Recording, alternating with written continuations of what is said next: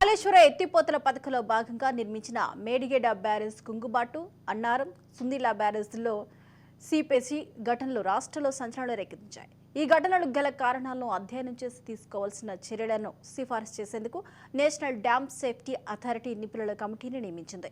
కేంద్ర జల సంఘం మాజీ చైర్మన్ చంద్రశేఖర్ అయ్యార్ను ఈ కమిటీకి చైర్మన్గా నియమించింది. ఈ కమిటీలో మరో 5 సభ్యులున్నారు.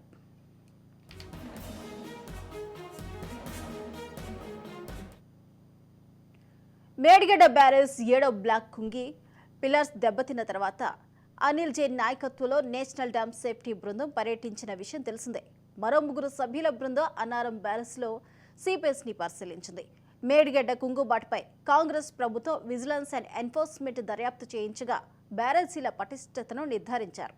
దీంతో పాటు ఏమేం చర్యలు తీసుకోవాలనే విషయంలో సిఫారసులు చేసేందుకు నిపుణుల కమిటీని పంపాలని ఫిబ్రవరి 13న నీటిపారుదల శాఖ కార్యదర్శి రాహుల్ బొత్స కేంద్ర జల సంఘం చైర్మన్కు, ఎన్డీఎస్ఏ చైర్మన్కు లేఖ రాశారు. దీనిపై గత కొన్ని రోజులుగా కసరత్తు చేసిన కేంద్ర జలశక్తి మంత్రిత్వ శాఖ చంద్రశేఖర్ అయ్యార్ను చైర్మన్గా, డిజైన్స్, హైడ్రాలజీ తదితర రంగాలకు చెందిన 5 నిపుణులను సభ్యులుగా నియమించింది.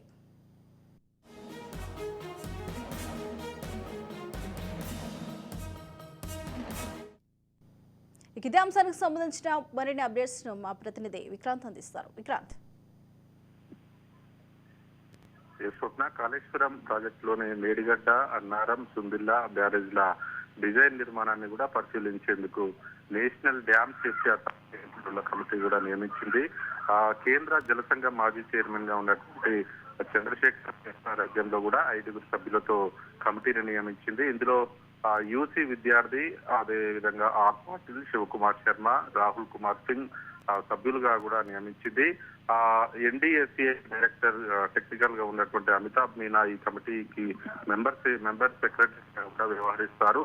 మేడిగడ్డ బ్యారేజ్ లోని పిల్లలు కుంగిపోవడంతో అప్రమత్తమైన తెలంగాణ రాష్ట్ర ప్రభుత్వం ఈ ప్రాజెక్టులోని మేడిగడ్డ, అన్నారం, సుందిల్ల బ్యారేజ్లపై సమగ్రంగా విచారణ జరపాలని ఫిబ్రవరి 13న కూడా నేషనల్ డ్యామ్ సేఫ్టీ అథారిటీకి లేఖ రాసింది. ఆ 3 బ్యారేజ్ల డిజైన్లతో పాటు నిర్మాణాలను నిపుణుల ఆధ్వర్యంలో కూడా అన్ని కోణాల్లో పరిశీలించాలని ఎన్డీఎస్ఏ విజ్ఞప్తి చేసింది. దీనికి స్పందించినటువంటి 3 కమిటీని నియమిస్తూ మార్చి 2న శనివారం ఉత్తర్వులు జారీ చేసింది నిన్న. అయితే బ్యారేజీలను పరిశీలించి కుంగుబాటుకు పగుళ్లకు కూడా కారణాలను రైట్.